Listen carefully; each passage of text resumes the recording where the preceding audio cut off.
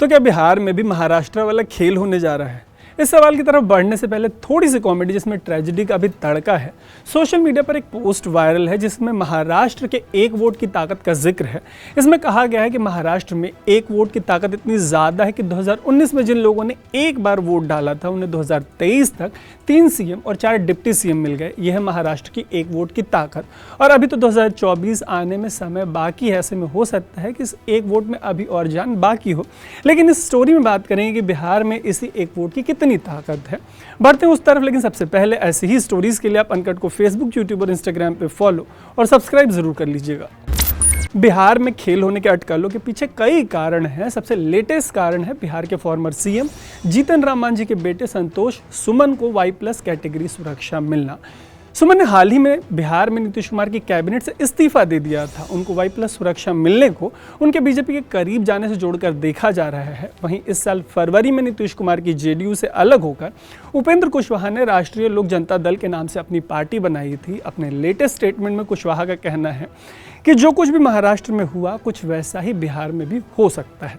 दरअसल उन्होंने इसके पीछे अपना लॉजिक भी दिया है। हुआ यह है कि नीतीश कुमार अपने विधायकों से एक एक करके मुलाकात कर रहे हैं। ये मुलाकातें लगातार जारी हैं। इसके बाद वो अपने पार्टी के सांसदों से भी मुलाकात करने वाले हैं।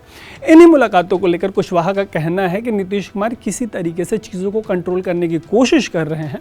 कुशवाहा का ये भी कहना है कि जेडीयू के कई नेता बीजेपी के संपर्क में हैं और बिहार में कभी भी खेल हो सकता है।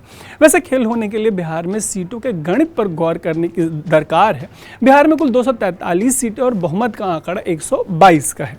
बिहार में पिछले चुनाव में 75 सीटें जीतकर लालू यादव की राष्ट्रीय जनता दल नंबर 1 पार्टी बनी। 74 सीटों के साथ बीजेपी दूसरे नंबर और 43 सीटों के साथ जेडीयू तीसरे नंबर पर थी। लालू और नीतीश की पार्टियों के साथ कांग्रेस और लेफ्ट वाले मिलकर बिहार में फिलहाल महागठबंधन की सरकार चला रहे हैं। ऐसे में अगर लालू और नीतीश कुमार की पार्टी में कोई बड़ी टूट नहीं होती है बिहार में, तो बीजेपी के लिए सरकार बनाना काफ़ी मुश्किल होगा। इन पार्टियों में टूट की संभावना या आशंका के बीच बिहार में ओवैसी की AIMIM टूटी थी। टूटकर इसके 4 विधायक लालू की पार्टी में चले गए थे। कहते हैं कि ये टूट नीतीश कुमार के इशारे पर हुई थी। कहते तो ये भी हैं कि कम से कम 2024 तक बिना नीतीश के इशारे के बिहार में कोई बड़ी हलचल नहीं होने जा रही। हालांकि इन सब में एक और थ्योरी फ्लोट कराई गई है। ये एक मीटिंग के बाद फ्लोट हुई। पिछले महीने नीतीश कुमार ने बिहार के राज्यपाल राजेंद्र कुमार आर्लेकर से मुलाकात की थी। पटना में हुई उनकी इस मुलाकात के थोड़ी देर बाद राजनीति में एक जमाने में उनके डिप्टी रहे बीजेपी के राज्यसभा सांसद सुशील मोदी भी माननीय राज्यपाल से मिलने पहुंचे। अब राजनीति में लोग ऐसे कोइंसिडेंस से आंखें नहीं फेर पाते। ऊपर से 2017 में जब पिछली बार इसी तरीके का कोइंसिडेंस हुआ था और दोनों ही ने जब पिछली बार राज्यपाल से मुलाकात की थी, तब माननीय मुख्यमंत्री नीतीश कुमार की आत्मा की आवाज़ आई और उन्होंने महागठबंधन से अलग होकर बीजेपी का दामन थाम लिया था। लेकिन अब बात करते हैं ऐसी किसी संभावना से जुड़े सुशील मोदी के बयानों की। सुशील मोदी ने ऑन रिकॉर्ड जो स्टेटमेंट्स दिए हैं उनके मुताबिक अगर नीतीश कुमार अपनी नाक भी रगड़ लेते हैं तो भी बीजेपी अब उनके लिए दरवाजे नहीं खोलने जा रही। सुशील मोदी का कहना है कि उनके लिए माननीय गृह मंत्री अमित शाह बिल्कुल तैयार नहीं होंगे। उनके मतलब नीतीश कुमार। ऐसे में अगर जेडीयू और बीजेपी का ताना बाना नहीं भी बनता है तो भी टूट की संभावना या आशंका बनी रहेगी।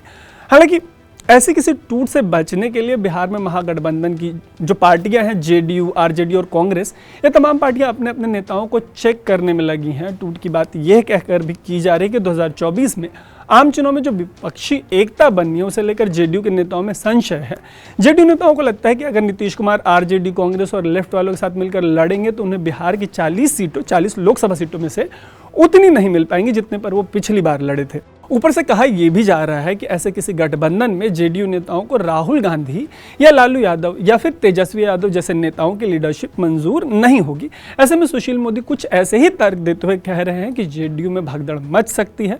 वहीं बीजेपी के सहयोगी रामदास अठावले भी बिहार को लेकर कुछ ऐसी ही बातें कर रहे हैं।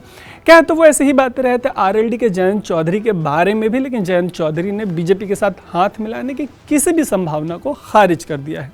वैसे 2013 के बाद से नीतीश कुमार कई बार पाला बदल चुके हैं, लेकिन 2020 वाले असेंबली इलेक्शन को वो अपना आखिरी विधानसभा चुनाव डिक्लेयर कर चुके हैं। ऐसे में 2024 का जो आम चुनाव है उसमें वो ग्रेसफुली जाना चाह रहे होंगे, ना कि अलायंस हॉपर वाली इमेज के साथ। बाकी अगर टूट की बात करें तो फिलहाल 45 विधायकों वाले जेडीयू के कम से कम 30 विधायकों को पाला बदलना पड़ेगा, तब जाकर दल बदल का कानून जो है 2/3 वाला जो हिसाब किताब होता है वो फिट बैठेगा। लालू की पार्टी के मामले में तो यह नंबर और बड़ा हो जाएगा और दोनों ही पार्टियों की लीडरशिप बिहार में ऐसे नेताओं के हाथ में है जो राजनीति के मंझे हुए खिलाड़ी हैं। न तो उनका हाल उद्धव ठाकरे जैसे किसी ऐसे नेता का है जो नया हो, और न ही उनकी पार्टियों में विजिबली शरद पवार की एनसीपी की तरह कोई कलेश दिखाई पड़ता है। हाँ, अगर कांग्रेस के 19 में से 13 विधायक पाला बदलने को तैयार होते हों तो बिहार में कांग्रेस जरूर टूट सकती है। ये एक संभावना या आशंका हो सकती है, लेकिन तब भी सारे नंबर्स मिलाकर बीजेपी शायद ही सरकार बनाने की स्थिति में हो, अनटिल अनलेस जेडीयू या आरजेडी में भगदड़ मच जाए, कोई बहुत बड़ी टूट हो जाए। वैसे तो राजनीति में कुछ भी हो सकता है, लेकिन फिलहाल बिहार में जो हालात हैं वो महाराष्ट्र के मुकाबले स्थिर दिखाई दे रहे हैं। ऐसे में लग नहीं रहा कि वहाँ वोटर्स का एक वोट जो है उसकी ताकत महाराष्ट्र वाले वोटर्स से ज़्यादा हो पाएगी। बाकी अगेन कुछ भी संभव है, और अगर ऐसा कुछ भी होता है तो यहीं अनकट पर आपको तसल्ली से बताया जाएगा। बाकी ऐसी ही स्टोरीज़ के लिए आप अनकट को फेसबुक, यूट्यूब और इंस्टाग्राम पे फॉलो और सब्सक्राइब जरूर कर लीजिएगा। देखते रहिएगा अनकट। मेरा नाम है तारुक।